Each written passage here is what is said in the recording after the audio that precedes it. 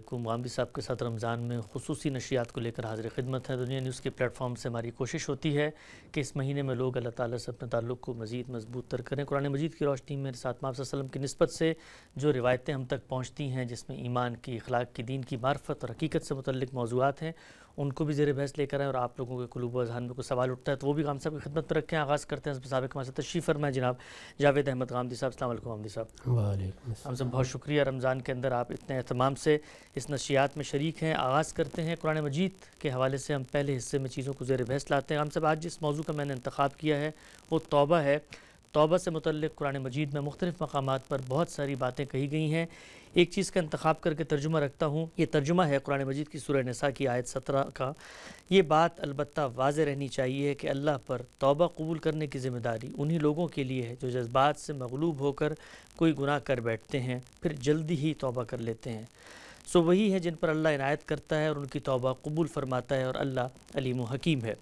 غامدی صاحب نے اپنی تفسیر میں اس آیت کی توضیح میں لکھا ہے، توبہ کی قبولیت اور عدم قبولیت کی یہ دو صورتیں قرآن نے بالکل متعین کر دی ہیں۔ اس کے بعد صرف ایک صورت باقی رہ جاتی ہے کہ کوئی شخص گناہ کے بعد جلد ہی توبہ کر لینے کی سعادت تو حاصل نہیں کر سکا، لیکن اس نے اتنی دیر بھی نہیں کی کہ موت کا وقت آ پہنچا ہو۔ اس صورت کے بارے میں قرآن خاموش ہے۔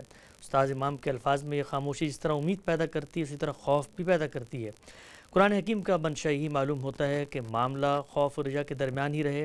وہ فرماتے ہیں کہ اس کے باوجود ذہن میں کبھی کبھی اس طرف جاتا ہے کہ اس امت کے اس طرح کے لوگ امید ہے کہ نبی صلی اللہ علیہ وسلم کی شفاعت سے نجات پا جائیں گے، اس لیے کہ ان کے بارے میں شفاعت کے ممنوع ہونے کی کوئی وجہ موجود نہیں ہے۔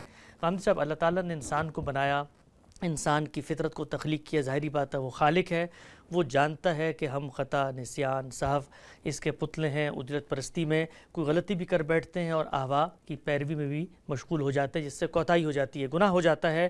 لیکن اللہ تعالیٰ کی یہ حکمت بالغہ ہے، اللہ تعالیٰ کی یہ بے پایہ رحمت ہے کہ انہوں نے گناہ کے بعد ایک رستہ رکھا ہوا ہے رجوع کا، جس کو قرآن مجید توبہ کہتا ہے۔ جب یہ دین کہتا ہے کہ عین فطرت کے مطابق ہے، تو توبہ کا دروازہ کھلا ہونا اصل میں اسی کی غمازی کرتا ہے۔ اس میں کوئی شک نہیں ہے، انسان کو اس کے خالق نے جس طرح بنایا ہے اس کے ساتھ وہ معاملہ بھی اسی طرح کر رہا ہے۔ دنیا میں کوئی 50 برس کے لیے ہے، کوئی 60 برس کے لیے ہے، کوئی 100 برس کے لیے ہے۔ اس سے پہلے زمانے میں اس سے بھی زیادہ عمریں رہی ہیں، تاہم جتنی بھی ہوں ایک محدود مہلت ہے جو انسان کو ملی ہے۔ اس میں ایک طریقہ تو یہ ہو سکتا تھا کہ گناہ کر لیا تو اب وہ آپ کے اعمال نامے میں درج ہو گیا، اب کوئی راستہ نہیں ہے۔ لیکن اللہ تعالیٰ نے عین عنایت فرمائی ہے، اور وہ یہ کہ ابتلا میں تو انسان کو ڈالا گیا ہے، اس کا امتحان ہو رہا ہے، اسے آزمایا جا رہا ہے، اس کے علم و عمل کو دیکھا جا رہا ہے، لیکن اس کے ساتھ یہ دروازہ کھلا رکھا ہے کہ وہ غلطی کرے، اس پر متنبہ ہو جائے تو اس سے رجوع کر لے، غلطی کو چھوڑ دے، اپنی اصلاح کر لے، غلطی کو چھوڑ کر صحیح راستہ اختیار کر لے۔ اس کے مختلف پہلوؤں کو قرآن مجید نے واضح کیا ہے، اور اس میں اللہ کی عنایت ہی عنایت ہے۔ اگر آپ بالکل قانون قاعدے کے لحاظ سے دیکھیں تو میں نے غلطی کر لی ہے، میں نے گناہ کا ارتکاب کر لیا، میں نے کسی کا حق تلف کر دیا، میں نے کسی کی جان مال آبرو کے خلاف زیادتی کر دی، میں کسی فاحشہ میں مبتلا ہو گیا۔ اب ہو گیا تو کیا ہو سکتا ہے، وہ میرے نامہ اعمال میں چلا جائے گا۔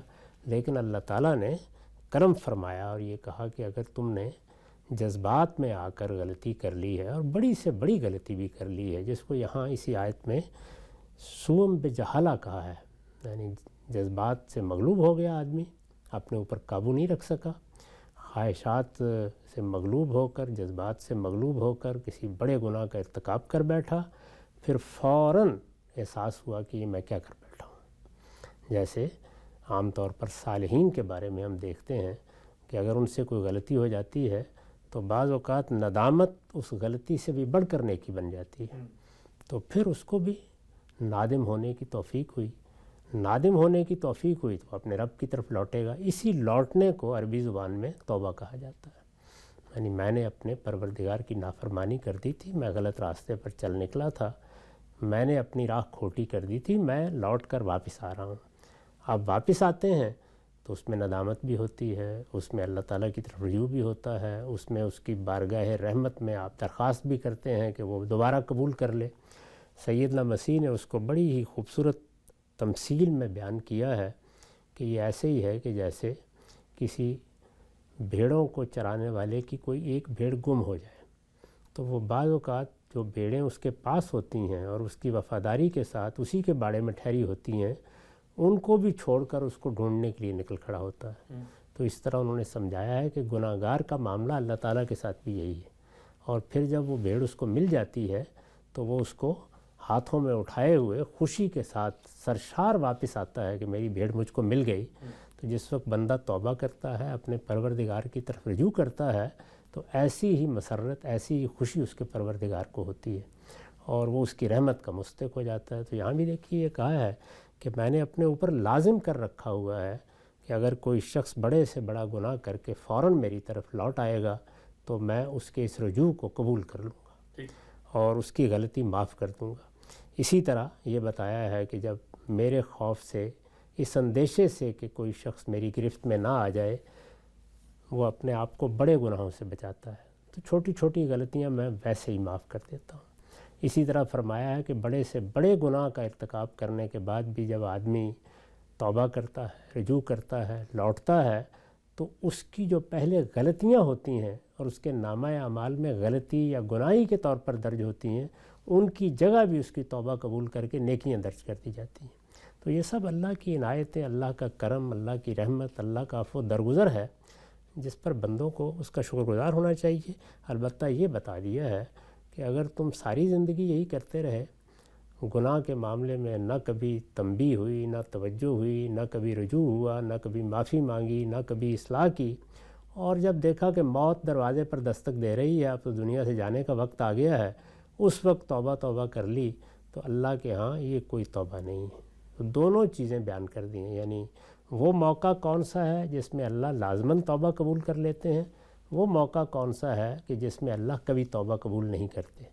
تو اس کے بارے میں نے بھی لکھا ہے، استاد امام نے بھی لکھا ہے کہ جو درمیان کا عرصہ ہے، یعنی فوراً تو توبہ کی توفیق نہیں ہوئی، لیکن موت کا انتظار بھی نہیں کیا، 2 سال بعد، 4 سال بعد اللہ تعالیٰ نے توفیق دی، رجوع کر لیا، نماز نہیں پڑھتے تھے پڑھنا شروع کر دی، روزے نہیں رکھتے تھے رکھنا شروع کر دیے، کسی فاحشہ میں مبتلا تھے، اللہ تعالیٰ نے توفیق دی، اس سے نکل آئے، اپنے پروردگار کی طرف رجوع کر لیا۔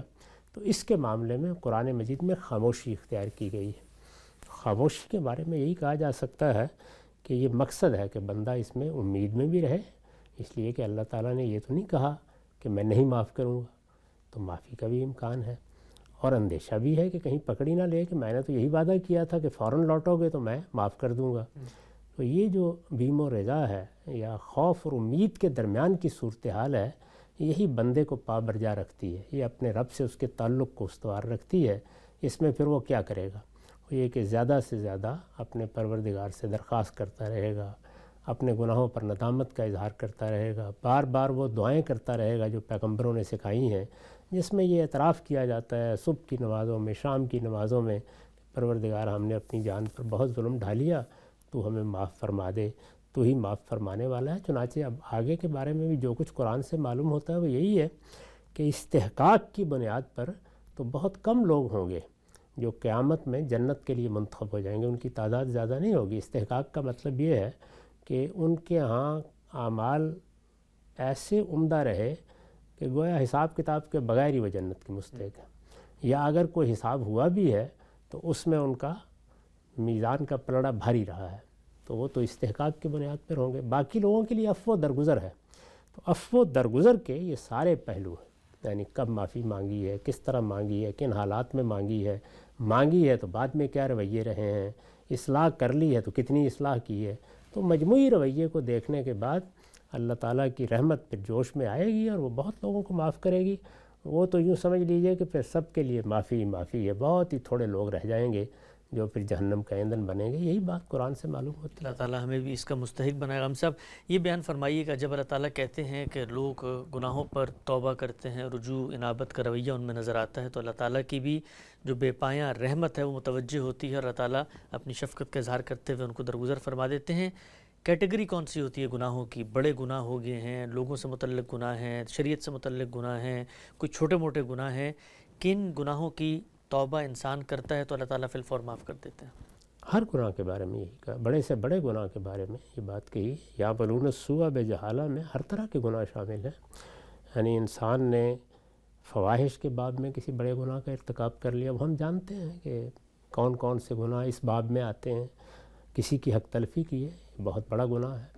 کسی کی جان مال آبرو کے خلاف زیادتی کی ہے، یہ بھی بہت بڑا گناہ ہے۔ اللہ کے حقوق تلف کر ڈالے ہیں، یہ بھی بڑا گناہ ہے۔ تو یہ سب چیزیں جتنی بھی ہیں، جیسے کہ دوسری جگہ بیان بھی کیا ہے کہ سب سے بڑا گناہ شرک ہے، پھر اس کے بعد کسی کو قتل کر دینا ہے، پھر بدکاری کی زندگی اختیار کر لینا ہے۔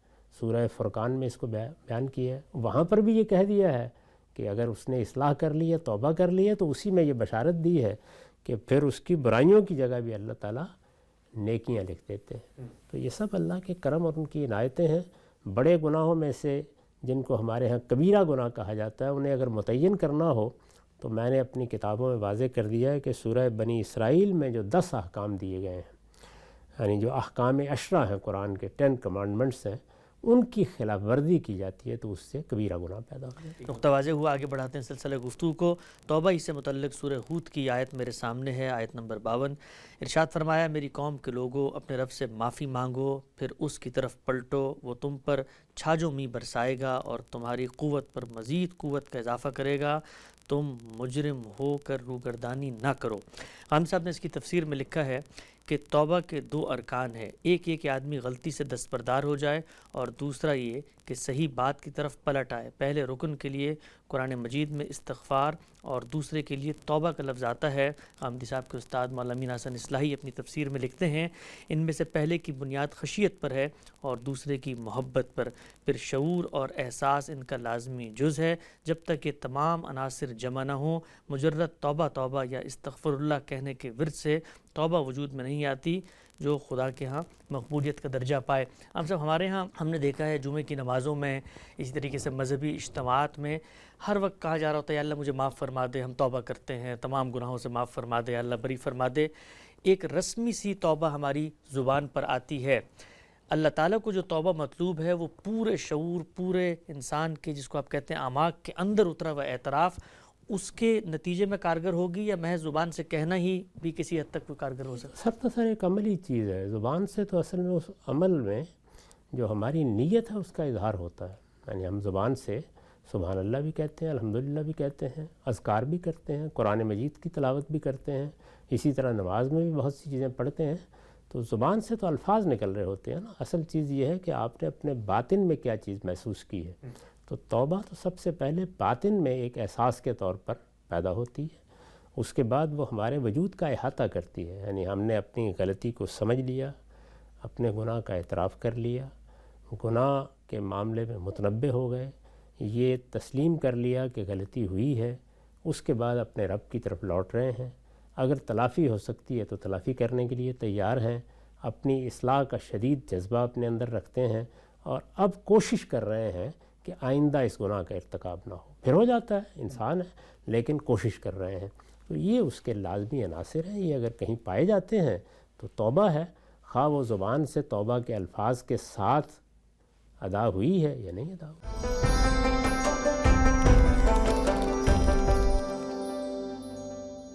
حدیث ہے سیدنا ابو ہریرہ سے، وہ بیان کرتے ہیں کہ ایک دیہاتی رسول اللہ صلی اللہ علیہ وسلم کے پاس آیا اور اس نے کہا، اے اللہ کے رسول، مجھے کوئی ایسا عمل بتا دیجئے کہ جس سے جب میں انجام کو پہنچوں تو جنت کا مستحق ٹھہروں۔ آپ صلی اللہ علیہ وسلم نے فرمایا، اللہ کی عبادت کرو، اس کے ساتھ کسی کو شریک مت کرو، فرض نمازیں پابندی سے ادا کرو، فرض زکوٰۃ ادا کرو، رمضان کے روزے رکھو۔ اس کے بعد اس دیہاتی نے جب ارشاد صلی اللہ علیہ وسلم کی بات سنی تو فرمایا، قسم ہے اس ذات کی جس کے قبضے میں میری جان ہے، میں کبھی ان پر کسی چیز کی نہ کمی کروں گا نہ اضافہ۔ جب وہ یہ کہہ کر چلا گیا تو آپ صلی اللہ علیہ وسلم نے فرمایا، جو کسی جنتی کو دیکھنا پسند کرتا ہے وہ اس شخص کو دیکھ لے، گویا اس کو جنت کی ضمانت دی۔ ہم سب ہمارے ہاں بظاہر تو جنت میں جانا بڑا مشکل کام لگتا ہے، لیکن اللہ کے پیغمبر کو لوگ، اچھا پہلے یہ بتائیے گا کہ اللہ تعالیٰ کے پیغمبر سے جو لوگوں کا مکالمہ ہوتا تھا، اس میں جو ان کی گفتگو کا کانٹینٹ ہوتا تھا وہ ہوتا یہ تھا کہ مجھے بتائیں جنت میں کیسے جاؤں گا، جہنم سے کیسے بچوں گا، کوئی نیکی کا اعمال بتا دیں۔ ہمارے ہاں جب لوگ مذہب کے قریب آتے ہیں تو ان کا علماء سے عام طور پر جو مکالمہ ہوتا ہے وہ یہ نہیں ہوتا، بلکہ یہ ہوتا ہے کہ جی آپ نے فلاں آیت کی مثلا تفسیر یہ کی تھی، فلاں صاحب اس کی مخالفت کرتے ہیں، فلاں جو تعبیر ہے وہ اس کے خلاف ہے۔ دین کا یہ کانٹینٹ جو صحابہ اور رسول اللہ کے درمیان مکالمے میں سامنے آتا ہے ہمارے مذہبی ماحول میں سامنے نہیں آتا؟ اس کی بڑی وجوہ ہے، ان پر الگ سے گفتگو کی جا سکتی ہے، لیکن صحابہ کرام کا جہاں تک تعلق ہے وہ تو بہت اچھی طرح جانتے تھے کہ پیغمبر کس لیے آئے ہیں۔ پیغمبر اللہ تعالیٰ کی طرف سے مبعوث اس لیے کیے گئے ہیں کہ وہ انسانوں کو یہ بتا دیں کہ قیامت میں کامیابی کس طریقے سے ہوگی۔ وہ یہ جانتے تھے کہ ہم پیغمبر کے پاس آئے ہیں، ہم کسی طبیب کے پاس نہیں گئے، ہم کسی دم درود کرنے والے کے پاس نہیں جا رہے، ہم کسی سے روحانی علاج کرانے کے لیے نہیں جا رہے، اس کے لیے دوسرے لوگ موجود ہیں۔ پیغمبر تو یہی بتانے کے لیے آئے ہیں کہ لوگوں یہ عارضی دنیا ہے، ایک دن تم نے یہاں سے جانا ہے، جب جاؤ گے تو تمہارے پروردگار کی بارگاہ میں تمہارا نامہ اعمال پیش ہوگا، اس کے کچھ نتائج نکلنے ہیں۔ تو وہ یہی پوچھنے کے لیے آتے تھے کہ خدا کا فردوس کس طرح حاصل ہوگا، اور اگر وہاں کوئی سزا کا اللہ تعالیٰ کی طرف سے اعلان کیا گیا تو ہم اس سے کیسے بچ سکتے ہیں، یہی بات پوچھتے تھے۔ جتنی روایتیں بھی اس موضوع کی ہیں، خاص طور پر جو بدو باہر سے آتے ہیں وہ یہی پوچھتے ہیں۔ باقی یہ بالکل درست ہے کہ سارے معاشرے میں ہر سطح کے لوگ ہوتے ہیں، اور جب ہوتے ہیں تو وہ اپنے اپنے لحاظ سے علمی چیزوں میں بھی دلچسپی لیتے ہیں۔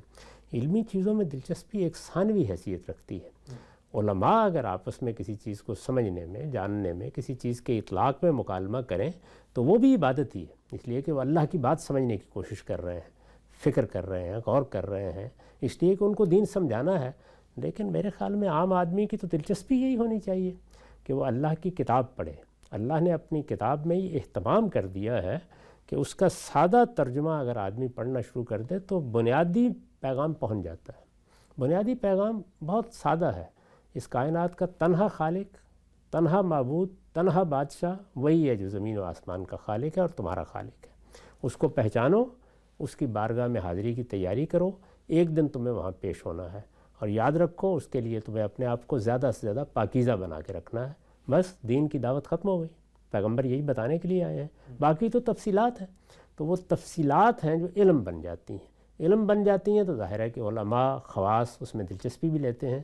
میں نے عرض کیا کہ اس میں دلچسپی لینا، اس کی شرح و وضاحت کرنا، اس کو سمجھنا، اس پر غور کرنا اگر علماء کر رہے ہیں، یعنی کسی چیز کے ماہرین فن اس میں مصروف ہیں، تو یہ بھی عبادت ہے۔ لیکن عام آدمی کو کیا کرنا ہے؟ اللہ کی کتاب پڑھے، اس سے یاد دہانی حاصل کرے، اس کی تلاوت کرے، اور اس کا کوئی سادہ ترجمہ بھی اگر پڑھے گا تو کوئی 8-10 مقامات ہوں گے جہاں پر اس کو کوئی الجھن پیش آ جائے گی، پوچھ لے کسی سے یا کسی تفسیر میں دیکھ لے، ورنہ سادہ ترجمہ ہی عام آدمی کے لیے بہت کافی ہے، جیسے کہ اس بدو نے کیا ہے رسالت مآب سے بات کرتے ہوئے۔ اس کے بعد دین کا عملی پہلو ہے، دین کے عملی پہلو کی سب چیزیں رسالت مآب صلی اللہ علیہ وسلم سے اجماع اور تواتر کے ساتھ منتقل ہو رہی ہیں، ہر آدمی ان کو گنوا سکتا ہے، ہر آدمی کو معلوم ہے۔ امام شافعی نے اس پہ تبصرہ کیا ہوا ہے کہ یہ دین کا وہ حصہ ہے کہ جس کے بارے میں یہ تصور ہی نہیں کیا جا سکتا کہ کوئی عاقل بالغ مسلمان اس سے ناواقف بھی ہوگا، اس پر عمل پیرا ہونا چاہیے۔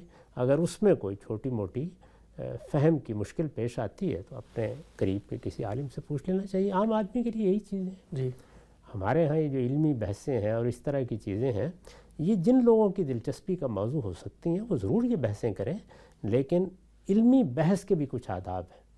یعنی وہ بھی اگر اس لیے کی جاتی ہے کہ آپ نے کسی کا مذاق اڑانا ہے، آپ نے کسی پر کوئی تبرہ کرنا ہے، فکری عیاشی ہے، آپ نے جو کوئی ایک ذہنی عیاشی کرنی ہے، یا یہ محض ایک مناظرے کی تیاری ہو رہی ہے، تو پھر تو اللہ کی پناہ مانگنی چاہیے۔ اور اگر وہ اس لیے ہے کہ میں اپنے رب کی بات کو سمجھوں اور سمجھنے میں غلطی نہ کھا جاؤں اور میں اس پر تدبر کر کے اس کی حقیقت جانوں، اور اگر اس معاملے میں کوئی غلط تعبیر ہے تو میں اپنے آپ کو اس سے محفوظ کر لوں، تو پھر تو اس میں جو ایک لمحہ بھی گزارا جائے وہ عبادت ہی میں گزرتا ہے۔ ٹھیک۔ اچھا ہم صاحب، یہ جو رسالت مآب صلی اللہ علیہ وسلم سے ایک خاص ظاہری بات ہے، ایک اپلائیڈ موقع ہے، اطلاقی موقع ہے، جو پوچھنے والا ہے وہ مسلمان ہے، واقف ہی ہوگا قرآن مجید شریعت کے احکامات سے، لیکن لوگ عام طور پہ اس طرح کی جو روایتیں ہیں ان کو پڑھنے کے بعد کہتے ہیں کہ بھئی یہ بنیادی چیزیں اس میں بیان ہوئی ہیں، باقی چیزوں کا تو اس نے نہ پوچھا نہ ذکر ہوا، تو یہ اصل میں مخاطب کی رعایت سے کہا گیا، ورنہ تو شریعت کے تقاضے ہیں، نکاح و طلاق میں شریعت کے معاملات، سنن کا اہتمام، سب چیزیں ہوں گی، لیکن وہ ظاہری بات تو اس پہ عمل پیرا کرا، تو بنیادی چیزیں رسول اللہ نے بتا دی۔ وہ چیزیں جب پیش آتی ہیں تو تب زیر بحث آتی ہیں نا۔ میری روزمرہ زندگی کا اس سے کیا تعلق ہے؟ میں روزانہ کوئی طلاق دینے کے لیے بیٹھا ہوتا ہوں یا روزانہ نکاح کرنے کے لیے بیٹھا ہوتا ہوں، یہ چیزیں جب پیش آئیں گی دیکھا جائے گا میری روزانہ کی زندگی کیا ہے۔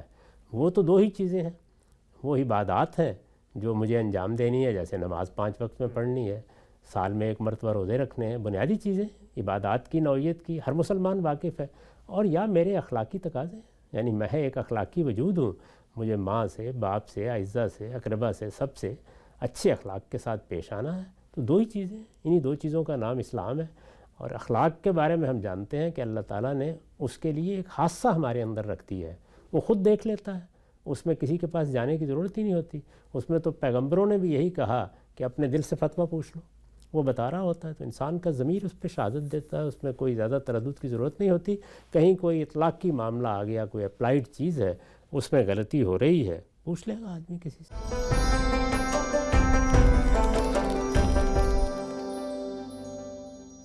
آگے بڑھاتے ہیں سلسلہ گفتگو کو، چند سوالات بھی غام صاحب کی خدمت پہ رکھتے ہیں۔ غام صاحب یہ پوچھتے ہیں کہ ہم اکثر یہ سوشل میڈیا، یوٹیوب وغیرہ پہ دیکھتے ہیں مختلف اطباء جو ہیں وہ روزے کے صحت کے پہلو سے فوائد بیان کر رہے ہوتے ہیں کہ اس کو رکھنے سے جسم جو ہے وہ ڈیٹاکسک ہو جاتا ہے اور اس سے جو ہے آپ کی صحت اچھی ہو جاتی ہے اور اس سے وزن کم ہو جاتا ہے، 10 پہلو اور بیان کرتے ہیں، خون تازہ ہو جاتا ہے۔ تو کیا عبادت تو مقرر کی گئی ہے اللہ تعالیٰ کی اطاعت کے ایک مقصد کے تحت، لیکن کیا اس میں یہ بھی پہلو ہے کہ اگر آدمی یہ کرے گا تو اللہ تعالیٰ شاید اس کے جسم کو یا صحت کو فائدہ دے دیں؟ یہ دیکھیے، اس دنیا میں جو کچھ بھی ہم کرتے ہیں اس کے بہت سے فائدے ہو سکتے ہیں، لیکن یہ ان فائدوں کے لیے عبادت نہیں کی جاتی، یہ تو اللہ کی خوشنودی کے لیے کی جاتی ہے، اللہ تعالیٰ کے ساتھ اپنے تعلق کے اظہار کے لیے کی جاتی ہے۔ میں نے کئی مرتبہ یہ بتایا ہے کہ عبادات اللہ تعالیٰ کے ساتھ ہمارے تعلق کا علامتی اظہار ہے، یہ ایک سمبولک ایکسپریشن ہے۔ تو ان کو اسی روح کے ساتھ، اسی جذبے کے ساتھ کرنا چاہیے۔ میرے پروردگار نے ایک ایک عبادت کا جب ذکر کیا ہے تو بتا دیا کہ اس کا مقصد کیا ہے۔ نماز کے بارے میں کہا ہے کہ اقم الصلاۃ لذکری، یعنی نماز اس لیے نہیں ہے کہ گھٹنوں کی ورزش ہو جاتی ہے، اس لیے کہ اللہ یاد رہے، 5 وقت تنبیہ ہوتی رہے کہ میرا ایک پروردگار ہے، میرا بادشاہ ہے، میں کسی کا غلام ہوں، میرا آقا ہے، وہی تنہا میرا معبود ہے۔ اس کی یاد دہانی کے لیے 5 وقت بلایا جاتا ہے کہ حی علی الصلاۃ، حی علی الفلاح۔ تو ظاہر ہے کہ نماز کا یہ مقصد جب خود اللہ تعالیٰ نے بیان کر دیا ہے تو پھر میں اور آپ کون ہوتے ہیں؟ روزے کے بارے میں آپ دیکھیے کیا کہا ہے، یہ تو نہیں کہا کہ اس کے نتیجے میں تمہارا وزن کم ہو جاتا ہے یا اس سے یہ صحت کے فوائد حاصل ہوتے ہیں۔ یہ سب چیزیں ہوتی رہیں گی۔ جو بات کہی گئی ہے وہ ہے لعلکم تتقون، تاکہ تمہارے اندر اللہ تعالیٰ کی اطاعت کرنے کی تربیت پیدا ہو جائے۔ تم یہ سمجھ لو کہ مجھے اللہ کے حدود میں رہنا ہے۔ تقویٰ کیا چیز ہے؟ حدود الہی کی پاسداری ہے۔ تو دین میں جو عبادت بھی لازم کی گئی اس کا مقصد خود اللہ تعالیٰ نے بیان کر دیا ہے، وہی اس کا اصل مقصد ہے، اسی کو سامنے رکھ کے عبادت کرنی چاہیے، وہی اس کی روح ہے، وہی اس کی حقیقت ہے۔ اس سے کچھ فوائد حاصل ہو گئے آپ کو، اللہ کا شکر ادا کریں، اللہ کی ہر بات میں کچھ نہ کچھ فائدے ہو ہی جاتے ہیں۔ ٹھیک، بالکل نقطہ واضح ہو گیا۔ یہ ایک اور غام صاحب تبصرہ ہے کسی صاحب علم کا، وہ کہتے ہیں کہ میں نے کسی بڑے عالم سے پوچھا کہ یہ رمضان میں جو کہا جاتا ہے 3 عشرے، ایک رحمت کا، ایک مغفرت کا اور آخری آگ سے نجات کا، تو کیا یہ قرآن مجید میں آیا ہے؟ تو کہتے ہیں کہ انہوں نے مجھے جواب دیا کہ یہ علماء نے لوگوں کی توجہ کو مرکوز رکھنے کے لیے بیان کیا ہے کہ آپ پہلے عشرے میں مغفرت کے بارے میں ذرا زیادہ متوجہ ہو جائیں تو اس طرف آپ کی توجہ رہے گی، دعائیں کریں گے۔ کیا یہ بات ٹھیک ہے؟ اسی طرح سے اسی طرح ہے، اس کے بارے میں کوئی پیغمبر سے ایسی مستند بات نہیں روایت ہوئی۔ آخری عشرے کے بارے میں البتہ یہ معلوم ہوتا ہے کہ اس میں رسالت مآب صلی اللہ علیہ وسلم نے توجہ دلائی ہے، وہ جب آخری عشرے کے مباحث آئیں گے تو وہاں ہم بھی بیان کر دیں گے، لیکن اس طرح کی کوئی تقسیم کسی مستند ذریعے سے نقل نہیں ہوئی۔ ٹھیک ہے، بالکل واضح ہو گئی بات۔ آخری بات بتائیے غام صاحب، یہ ہمارے ہاں چونکہ اس وقت پاکستان کے اندر الیکشنز بھی ہوئے ہیں، سیاست کی ہمہ ہمی بھی ہے اور مختلف پارٹیاں ہیں آپس میں، اس کے کارکنان مذاکرے بھی کر رہے ہوتے ہیں فیس بک پہ، رمضان سر پہ آ گیا ہے، شروع ہو چکا ہے، روزے رکھ رہے ہیں ہم لوگ، تو یہ بتائیے گا اس دوران ہمیں اپنی اس پہلو سے جس پہ ہم بہت اٹیچ ہوتے ہیں، ہمارے قومی سطح پر ہم بڑے چارج بھی ہوتے ہیں سیاسی ماحول میں، کچھ دنوں کے لیے ان سیاسی بحثوں کو ترک کر کے ذرا فوکس کرنا چاہیے تزکیے کے اوپر؟ ہر چیز کو ترک کر دینا چاہیے، یہ تربیت کا مہینہ ہے، اس میں اپنے رب کی طرف رجوع کرنا چاہیے، اس میں دیکھنا چاہیے کہ میں نے اگر کچھ 11 مہینے میں کیا ہے تو وہاں کیا غلطیاں کی ہیں۔ بحث مباحثے میں میں نے کسی کے ساتھ زیادتی کی ہے، کسی پر الزام لگایا ہے، کسی کو کوئی جھوٹی بات کہہ دی ہے، مبالغہ کر دیا ہے، کسی کے ساتھ معاملہ کرتے ہوئے حدود سے تجاوز کر لیا ہے، تو اس پر اللہ سے معافی مانگنی چاہیے۔ یعنی یہ تو اپنی طرف رجوع کا مہینہ ہے، ایک داخلی احتساب ہونا چاہیے اس میں کہ ہم سیاست میں، معیشت میں، معاشرت میں اپنے گھر والوں کے ساتھ معاملات کرتے ہوئے کہاں کہاں حدود سے تجاوز کر گئے ہیں، تو اس کا جائزہ لینا، یہی وجہ ہے کہ اس مہینے میں اعتکاف کیا جاتا ہے۔ اعتکاف بھی در حقیقت ایک طرف ہو کر بیٹھ جانا ہے تاکہ آدمی زندگی کی ہمہ ہمی سے ہاتھ کھینچ کے ذرا غور کر لے کہ میں کیا کرتا رہا ہوں، میں نے کہاں کہاں تجاوز کیا ہے، اور ہر معاملے میں اپنی یہ تربیت کرے کہ یہاں سیاسی اختلافات ہوں گے، یہاں مذہبی اختلافات ہوں گے، یہاں معاشرتی اختلافات ہوں گے، یہاں زندگی کو دیکھنے کے زاویہ نظر میں اختلافات ہوں گے، اختلافات کے ساتھ ہم نے جینا ہے، خوشگوار ماحول میں جینا ہے۔ اگر مجھے کوئی ایک سیاسی رہنما پسند ہے، مجھے کوئی ایک مذہبی رہنما پسند ہے، میں کسی خاص تعبیر کو درست سمجھتا ہوں، تو میں دوسرے کا بھی یہ حق مانوں کہ وہ مجھ سے مختلف رائے رکھ سکتا ہے۔ اس کو بھی اللہ تعالیٰ نے یہ موقع دیا ہے۔ ہم ایک دوسرے کی غلطی واضح کرنے کے لیے گفتگو کر سکتے ہیں، لیکن یہ تسلیم کر کے کہ ہم بھی غلط ہو سکتے ہیں، اس کی تربیت عام دنوں میں بھی کرنی چاہیے۔ رمضان تو سب سے زیادہ اس کا ذریعہ بننا چاہیے کہ ہم اپنی ان غلطیوں کی اصلاح کر لیں۔ نقطہ بالکل واضح ہو گیا۔ رمضان کے اندر نشریات کا خصوصی سلسلہ جاری ہے، وقت یہاں پہ ختم ہوتا ہے، کل دوبارہ اسی وقت حاضر خدمت ہوں گے۔ اب تک آپ کا بہت شکریہ۔